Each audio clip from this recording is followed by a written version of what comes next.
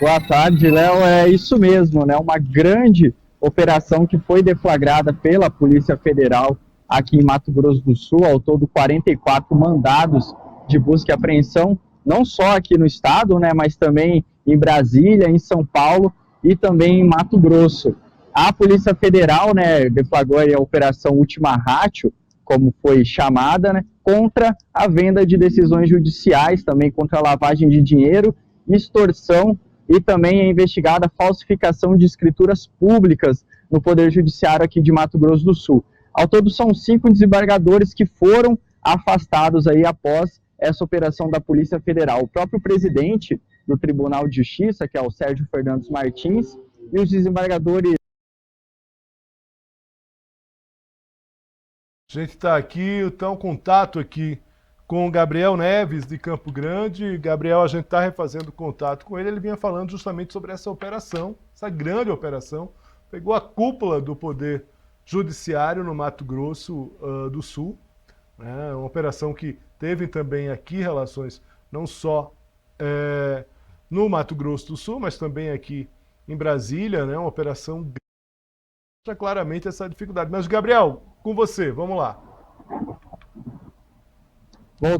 Voltamos aqui, então, é um problema rápido de internet. Imagine. Mas então, como eu ia dizendo, né, foram 5 desembargadores afastados após essa operação da Polícia Federal aqui no Mato Grosso do Sul, né?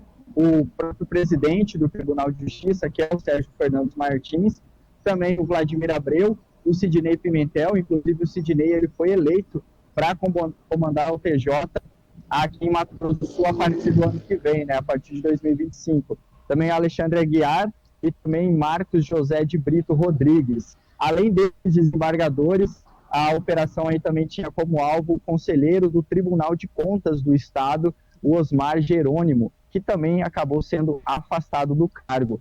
Lembrando, então, que essas 4 pessoas, né, esses desembargadores e também além dos desembargadores, também o Osmar, né, que é conselheiro do Tribunal de Justiça, então alvos. Muito bem, caiu aqui a internet de novo aqui, o contato com Gabriel Neves, mas Gabriel, muito gentilmente, já entrou, já deu o recado, já mostrou aí quem são essas pessoas, esses desembargadores investigados. A gente vai agora fazer uma análise em relação a esse relato do Gabriel com o Pablo Domingues, que é advogado criminal, PhD pela Universidade de Coimbra. Pablo, muito obrigado aqui pela presença aqui com a gente no Poder Expresso. Começo perguntando a você, Pablo, o seguinte: não é uma operação inédita em relação a cúpulas do judiciário estadual, né? Eu me lembro que há mais ou menos 15 anos teve uma grande operação dessa em Rondônia, né? Onde você tinha ali desembargadores, uma série de desembargadores envolvidos. Você tem também venda de sentenças aqui no Tribunal de Justiça do Distrito Federal. Eu mesmo, há cerca de... Aí a gente já tem também nesse período aí 15 anos, a gente chegou a fazer reportagens mostrando venda de sentenças para traficantes, para livrar a cara de traficantes. Pergunta que eu faço é o seguinte, Pablo Domingues. Essa história, ela não começa ontem, ela não começou ontem.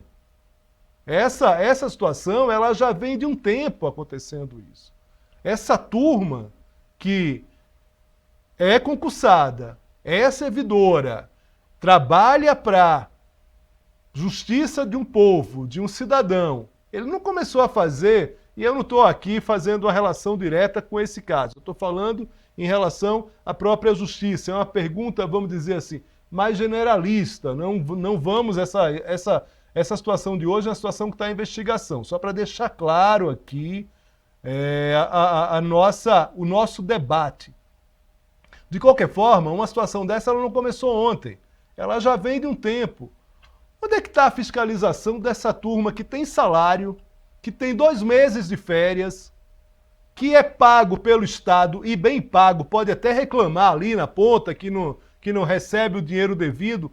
Conversa fiada. Mas eu quero saber o seguinte: onde é que estão os conselhos, de fato, de regulação da atividade desse pessoal? Pablo, muito obrigado pela presença aqui mais uma vez. Oi, Léo, eu agradeço mais uma vez a oportunidade de poder falar ao seu público. Cumprimento a todos. Agradeço ao pessoal do programa. Léo, a sua pergunta é de uma resposta que remonta a questões históricas, eu diria. Sob o ponto de vista do direito, ah, temos órgãos de regulação, temos órgãos de controle, o Ministério Público está aí, a polícia está aí, quer dizer, essa própria reportagem e esses mandados de busca e apreensão, esses afastamentos, tornozeleiras, essa operação que está tendo agora é fruto de uma fiscalização do próprio Ministério Público, um trabalho conjunto com a polícia, né? Então, se está havendo isso hoje, significa que as instituições, como órgão de controle, estão funcionando. O Ministério Público está funcionando, o CNJ está funcionando, o STJ está funcionando, né? Isso justifica, isso é para poder responder a sua pergunta com relação a essa fiscalização. Eu lhe diria isso, né? Se está a contento ou não, aí isso aí já demanda uma outra questão, né? Se os controles estão sendo efetivos, isso é uma outra questão. Mas estamos vendo uma operação sendo deflagrada, né? A gente não conhece detalhes do caso concreto, é ainda uma investigação, então muita coisa há de ser ainda apurada, né? Às vezes hipóteses são levantadas e não são confirmadas. Então, ainda digamos assim, eu costumo dizer o seguinte, Léo, a investigação ela é um cheque em branco, né? Portanto, ainda muita coisa pode acontecer, hipóteses podem se confirmar ou não se confirmar. A outra questão que você pondera, que eu acho também de extrema relevância, né?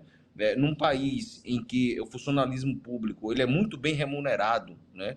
Chega a ser um pouco espantoso a gente ter de lidar com essas situações envolvendo funcionários públicos da alta cúpula do Poder Judiciário. É claro, como cidadão, e aqui eu não estou me pondo nem como advogado criminalista, talvez até mais na situação de um acadêmico, né? É realmente uma situação intrigante, né? Em um país em que a iniciativa pública tem vencimentos que podem enriquecer as pessoas.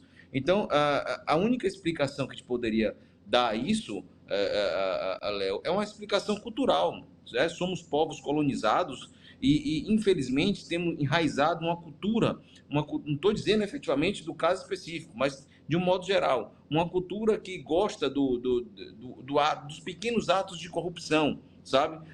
Somos uma cultura que gostamos de ter vantagens, né? Gostamos de dar jeitinhos, né? E aí, tanto que se fala do jeitinho brasileiro, né? Então, isso não é à toa, isso tem explicação cultural, né? Então, não é exatamente, a gente não vai achar uma correlação de o quanto você ganha. Tanto uma questão cultural que pessoas que ganham muito bem estão fazendo isso, entende, Léo? Então, isso está desde a ponta da pessoa que ganha muito pouco à pessoa que ganha muito bem, mas não se contenta com o que ganha. Então, o problema não é o quanto ganha, o problema é a cultura que nós temos de fazer essas questões erradas. Muito bem, muito bem. Te pergunto o seguinte, Pablo. Nesse caso específico da Justiça, você fez aqui algumas ponderações em relação ao trabalho de fiscalização dos órgãos, no caso aqui, o CNJ.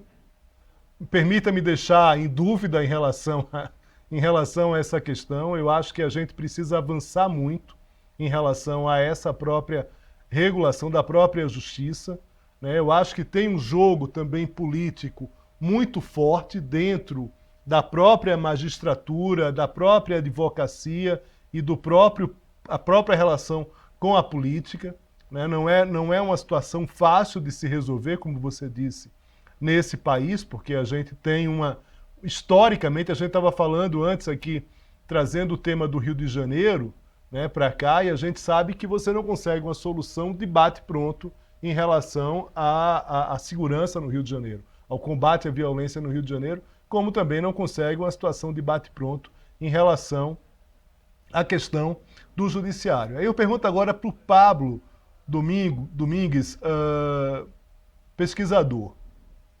Ações como essa, para a imagem do judiciário, que não é uma das imagens tão positivas, a gente sabe que o brasileiro tem uma desconfiança em relação ao poder judiciário, tem algumas instituições, pelo menos, muito melhor avaliadas, os próprios militares, própria Polícia Federal, que acabou sendo, né, fazendo aí, desenvolvendo, desencadeando aí essa operação, mas o quanto isso abala ainda mais essa imagem da justiça perante a população.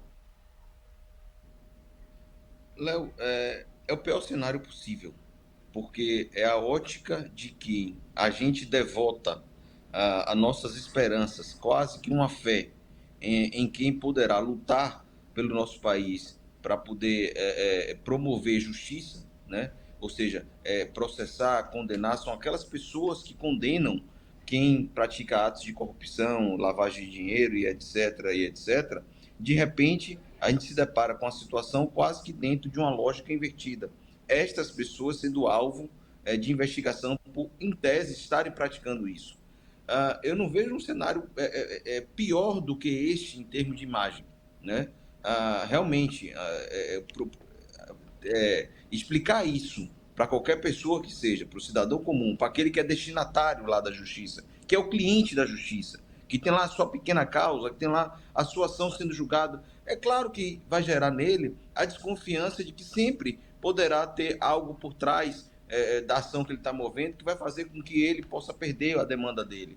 Ele vai, quando ele for eventualmente litigar contra pessoas que, em tese, são pessoas que têm uma posição econômica muito abastada ou grandes instituições, sempre vai gerar nele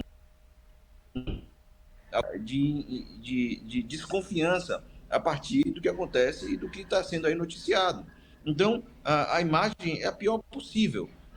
Mas, por outro lado, Léo, o que a gente tem de fazer é dar munição efetivamente, estruturar o Ministério Público, estruturar os órgãos de controle, os órgãos de persecução, porque para que eles possam atingir cúpula, se necessário for. Então, prestigia suas instituições. Então, é uma forma de se produzir justiça muito bem feita. Fortalecer as suas instituições, fortalecer a Polícia Federal, fortalecer o Ministério Público, fortalecer o CNJ, porque esses são capazes de situações. Tudo bem, a gente deu um problemazinho no final, Pablo, mas eu acho que a gente conseguiu aqui concluir a nossa fala. Só para terminar aqui, um comentário rápido também. Precisa também que essa turma que é pega nesse tipo de situação não tenha só direito à aposentadoria, né? Poderia ter ali uma situação de acabar, de sair mesmo do serviço público, de fato cumprir pena, para que você tenha uma situação um pouco mais. Não sou um punitivista, não. Eu tenho como, inclusive, sou muito mais desculpa, uma pessoa da abolição, uma pessoa que não quer, não acha que cadeia resolve o tempo todo. Mas nesse caso, a gente tem pessoas com status, com grana, que acabam não indo para a cadeia, e aí no caso do judiciário, na maior parte das vezes, tendo direito a uma aposentadoria, mesmo se metendo ali em falcatruas, não? Léo, eu não tenho como não concordar com você com relação a essas leis que são feitas, digamos assim, interna corporis, por dizer. Leis cujo objetivo é proteger. É claro que isso tem que ser objeto de crítica, é claro que isso, a população não pode olhar para isso com um olhar de quem concorde com isso. Essas pessoas precisam ser punidas, e é uma forma, inclusive, de se demonstrar à sociedade que quem pratica esse tipo de conduta